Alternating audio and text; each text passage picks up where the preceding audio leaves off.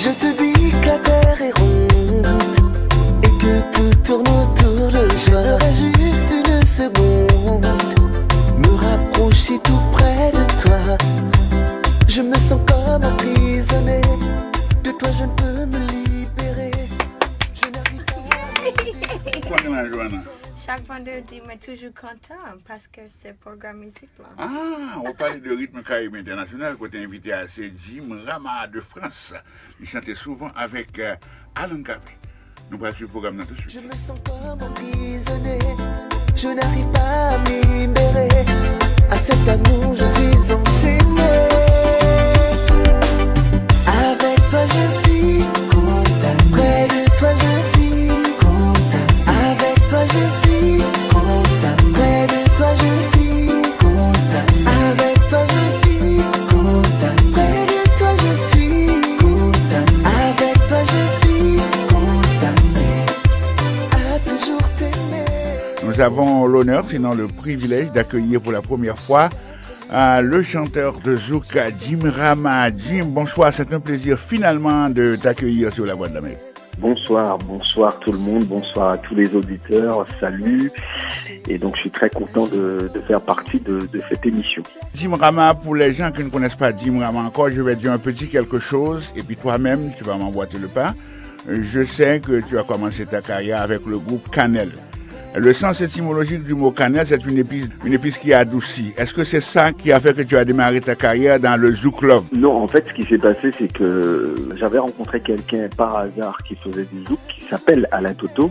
Et puis, Alain Toto m'a montré un peu comment il travaillait. Et vu qu'il avait déjà participé sur le concept Carapace, donc qui remonte à quelques années quand même, et donc je me suis intéressé au Zouk en fait. Je me suis intéressé au Zouk parce que j'appréciais beaucoup le Zouk, j'appréciais des artistes comme Eric Virgal, comme Eric Bruta, défunt Eric Bruta.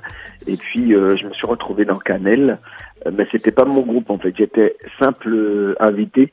Donc j'ai fait de la programmation, c'est-à-dire toute la composition musicale. Donc c'est moi qui était derrière. Et donc je me suis retrouvé à interpréter trois titres en solo. Donc c'était une première expérience pour moi. Mais à cette époque-là, effectivement, voilà, je débutais et puis je me suis retrouvé dans le Zouk comme ça, un peu par hasard. Je veux de nous, je veux de toi, tous les deux rien que toi et moi. Parce que je t'aime et que l'on s'aime. Et de l'amour il y en aura, de la douceur seulement pour toi. Parce que je t'aime et que l'on s'aime trop, trop, trop. Je sais bien que tu dois te dire, avoir la bouche bien belle. Si je pouvais te montrer que mon cœur il n'y a que toi. J'ai tant besoin de ta confiance, je te serai fidèle. Et tous les deux nous serons bien. Jim Rama, si je comprends bien, tu as entamé ta carrière en tant que programmateur et en tant qu'arrangeur musical. Qu'est-ce qui t'a donné le flair de t'aventurer dans une carrière en solo sans savoir ce que cela allait donner exactement? Je crois que ce que je veux dire en clair, c'est qu'est-ce qui t'a donné l'idée de faire une transition aussi spectaculaire? Mais ça s'est passé tellement vite, c'est-à-dire que comme moi je voulais faire de la musique, je voulais faire tout ce qui était ragamuffin. Et puis, bon, à force d'écouter, de diffuser, puisque j'étais DJ quand j'étais un peu plus jeune, la musique zouk, ça m'a donné envie de composer en fait. Et bon, moi j'avais pas encore du matériel, donc j'avais été voir un programmateur, compositeur, et ça m'avait pas plu en fait, ce qu'il m'avait proposé. Ça m'avait pas convaincu. Alors je me suis dit, on n'est jamais mieux servi que par soi-même. Donc j'ai pris toutes les économies que j'avais mis de côté pour m'acheter une voiture et je me suis dit tiens, je vais acheter un synthétiseur, un ordinateur, du matériel en fait. Et j'ai acheté du matériel et je me suis mis à composer de manière très autodidacte en fait. Donc puisque je ne connaissais pas grand chose et j'ai appris comme ça en fait, je me suis lancé. Bon, finalement, tu t'es lancé et tu as tenté ta chance avec ton synthétiseur. Et voilà, aujourd'hui, nous sommes en train de parler à une vedette connue à travers le monde. Que tu entres dans la catégorie des vedettes. Tu as lancé beaucoup d'albums sur le marché. Bon, il y a un album qui a retenu notre attention ici à La Voix de l'Amérique, c'est As de cœur. Et pourquoi As de cœur? Est-ce que ça a quelque chose à voir avec le fait que tu sois émotif ou du moins c'est un titre que tu as choisi comme ça?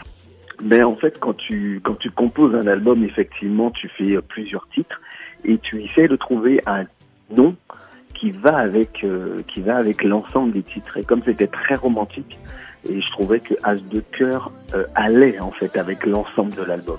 C'était juste un coup de cœur en fait. Je trouvais que c'était joli, ça sonnait bien.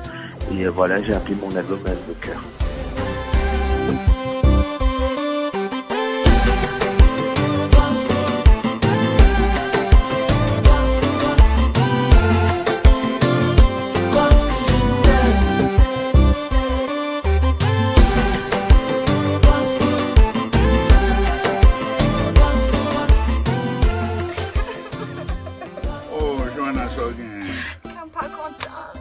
C'est peut-être le programme qui arrive dans votre lit.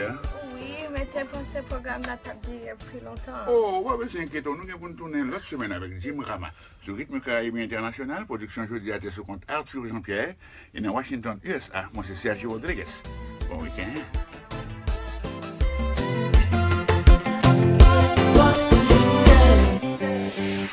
Côté chéri, avec vous.